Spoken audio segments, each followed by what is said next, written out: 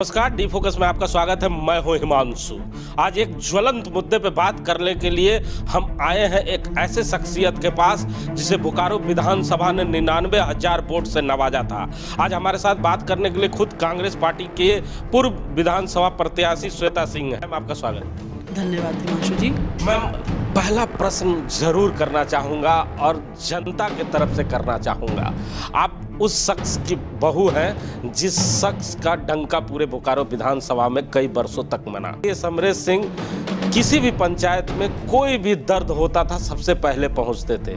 पिछले कई महीनों से आपके विधानसभा में लोग चिल्ला रहे हैं, गुहार लगा रहे हैं कि हमारे हक का चावल हमें नहीं मिल रहा है, और श्वेता सिंह खामोश है। श्वेता सिंह बिल्कुल भी खामोश नहीं है। आपको बहुत बहुत धन्यवाद देती हूँ कि आपने इतने अच्छे से आप इस मुद्दे को उठाया है। मेरे पास पिछले 1.5 सालों से ये मुद्दा आ रहा है और मैं अपने स्तर से पूरी कोशिश कर रही हूँ उनकी जो समस्या है उसका समाधान हो। चाहे मंत्री हों, चाहे सचिव हों, रांची जा कर के, कुछ लोग तो मेरे साथ भी रांची गए थे।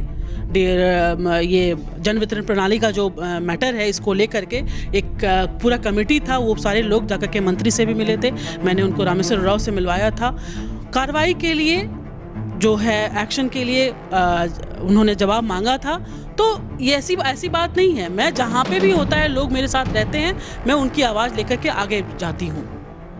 अच्छा, एक और मामला है। बार बार एक आरटीआई कार्यकर्ता हैं डॉक्टर राजकुमार, जिन्होंने राज्यपाल को चिट्ठी लिखा और सरकार को भी चिट्ठी लिखा कि बोकारो में किस तरह से जो यहाँ के पूर्व डीएसओ थे उन्होंने एक लूटपाट मचाया है, और यहाँ से वो जब चली गई हैं तो उन पर सरकार के द्वारा कई चिट्ठियाँ आ रही है कार्रवाई करने के लिए, लेकिन कार्रवाई हो नहीं रही है। तो ये चिट्ठी का जो खेल आपकी सरकार खेल रही है, इसे जनता क्या समझे? बिल्कुल ही स्पष्ट है, ये जनता भी समझ रही है, सारे लोग समझ रहे हैं। जब सरकार आदेश दे रही है, एक नहीं 2-2 चिट्ठियां निकल गई, उसके बावजूद उपायुक्त अगर एक्शन नहीं ले रहे हैं तो फिर बहुत ही दुर्भाग्यपूर्ण है। वो क्या कर रहे हैं? वो किस चीज़ में वो मशरूफ है? क्या काम कर रहे हैं? सरकार तो अब काम करना चाह रही है, फिर वो क्या कर रहे हैं? एक्शन तो उनको लेना चाहिए था। अभी तक एक्शन क्यों नहीं हुआ? उनके खिलाफ कार्रवाई क्यों नहीं हुई? जो इतना बड़ा गबन का मैंने चिट्ठी ये पढ़ा है, जो आदेश आया है जांच का, सचिव का, मैंने वो पढ़ा।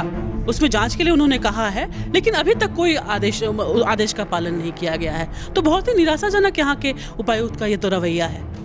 सरकार आपकी है, अधिकारी आपके हैं, फिर भी आप इस तरह की निराशावादी बातें कर रहे हैं। देखिए, सरकार बहुत ही उम्मीदों के साथ जनता ने यहाँ की सरकार बनाई थी, गठबंधन की सरकार, और ये सरकार पूर्णतः अपने लोगों का काम करना चाहती है। अभी सरकार आपके द्वारा कार्यक्रम भी चल रहा है और बहुत सारी ऐसी योजनाएं हैं जो सरकार ने आम लोगों के लिए लाया है। सरकार काम करना चाहती है, किंतु अगर यहाँ के उपायुक्त ही एक्टिव नहीं है, उनको ही काम करने का रवैया उनका सही नहीं है, तो फिर आप किसको दोष देंगे?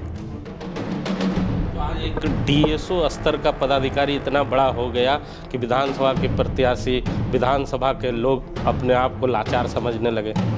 लाचार देखिए कोई नहीं है, ना यहाँ की जनता लाचार है और ना यहाँ के प्रत्याशी जो हैं, हम लोग हैं, कोई भी यहाँ का लोग लाचार नहीं है। ये एक समझ लीजिए दुर्भाग्यपूर्ण स्थिति है। एक हम लोग, बस मैं क्या कहना चाहती हूँ आपसे कि बाबूजी का जो संस्कार रहा है, उन्हीं के संस्कार को, उन्हीं के परिवार को लेकर के मैं आगे बढ़ने का काम कर रही हूँ। सरकार, ठीक कहा आपने, आपकी सरकार है, सरकार काम करना चाहती है, लेकिन उपायुक्त यहाँ के क्या कर रहे हैं ये किसी को पता नहीं चल रहा है।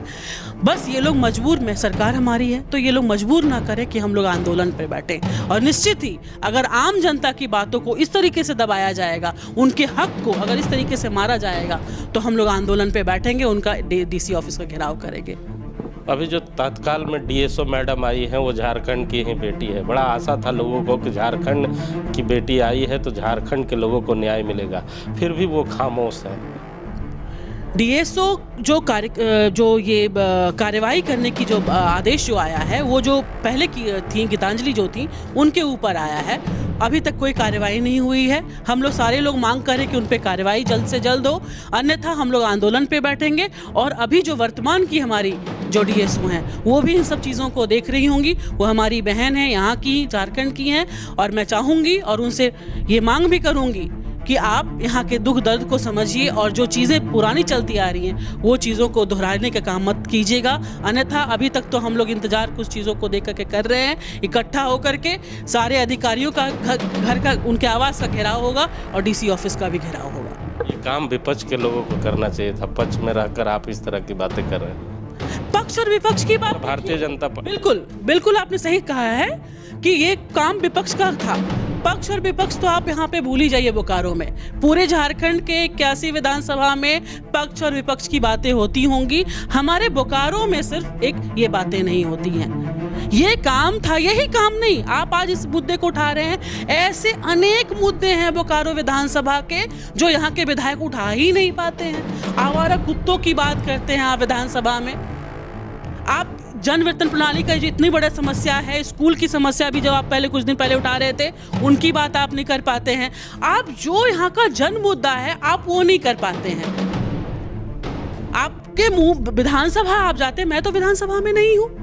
मैं विधानसभा से बाहर रख करके अपने लोगों के लिए, बोकारो विधानसभा के लोगों के लिए जितना हो सकता है उतना लड़ती हूँ। चाहे वो मंत्री हो, चाहे वो डीसी हो, चाहे कोई भी अधिकारी हो, हर किसी से लड़ती हूँ और कोशिश करती हूँ कि वो उनको हक मिले, हमारे लोगों का हक मिले।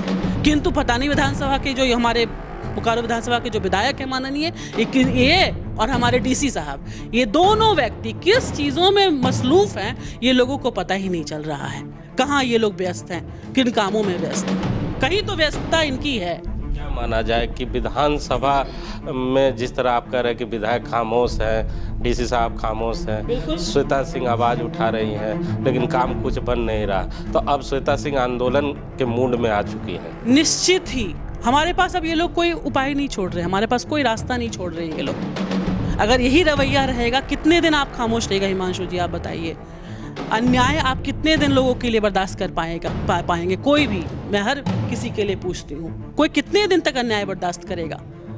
हर लोग जो हमारी सरकार काम, मैंने कहा आपको, सरकार काम करना चाह रही है, आदेश, अगर सरकार काम नहीं करना चाहती तो वो आदेश नहीं देती जांच के लिए। एक नहीं, दो बार आदेश दिया है। और एक में फिर बार बार ये मेरे जहन में ये आता है कि ऐसे कई मुद्दे हैं जो सरकार ने आदेश दिया लेकिन किंतु यहाँ आकर के वो ठप हो जाता है।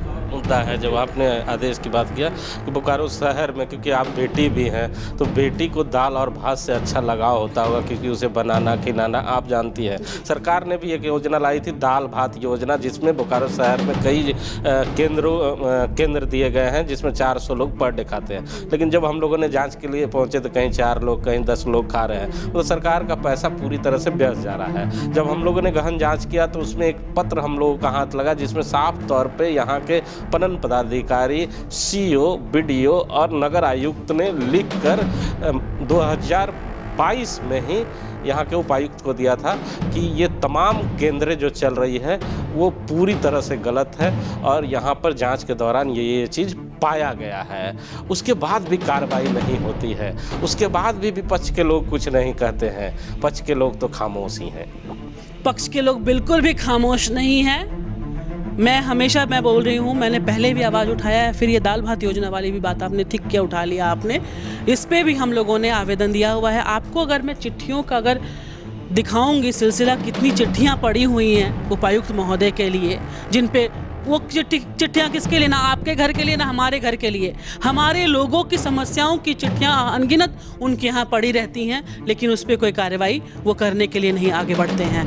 तो निश्चित ही चाहे वो जन वितरण प्रणाली की समस्या हो या फिर दाल भात योजना की समस्या हो, और भी कई एक समस्याएं हैं मेरे पास, इन सारे लोगों को लेकर के हम लोग डीसी ऑफिस का घेराव करेंगे, तभी जाकर के कहीं ना कहीं हम लोगों को न्याय मिलेगा, हमें ऐसा लगता है, और इस पे हम लोग आगे काम करेंगे। झारखंड की राजनीति में एक नयापन जरूर आपको आने वाले समय में बोकारो विधानसभा से देखने को मिल सकता है, जहां अपनी ही सरकार को घेरने के लिए खुद अपने ही विधानसभा के कांग्रेस पार्टी की पूर्व प्रत्याशी श्वेता सिंह निकल सकती है।